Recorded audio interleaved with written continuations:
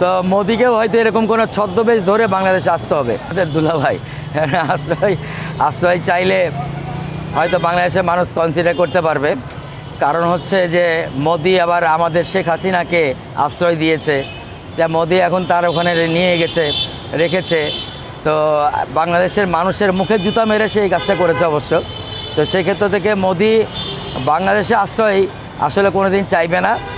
Modi basically ইসরায়েলে যাবে, যেটা আমার মনে হয়, কারণ সেকেন্ড হোম হিসেবে ওরা দুটা কান্ট্রিকে রেডি করেছে। একটা হলো আপনারা জানেন যে হনলুলু বলে একটা জায়গা আছে, ওই জায়গাটা ওরা আগে থেকেই নিজেরা করেছে। আর একটা হচ্ছে ইসরায়েলকে আমরা বিগত কয়েক মাস ধরে দেখছি যে ভারতীয় মোদি প্রচণ্ডভাবে সাপোর্ট করে যাচ্ছে, এবং ইসরায়েলের নেতানিয়াহু বলেছে যে ভারতের মতো বন্ধুদার নাকি আর দ্বিতীয়টা নাই।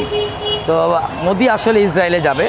আর বাংলাদেশের যদি সে আসতে চায়, তাহলে ওই যে আপনার হলো দরবেশ বাবা ধরা পড়ার সময় নিশ্চয় দেখেছিলেন আপনারা, যে তার এত বড় বড় সুফিয়ান দাড়ি ছিল, সেই দাড়িকে কেটে সে ক্লিন সেভ হয়ে গেল।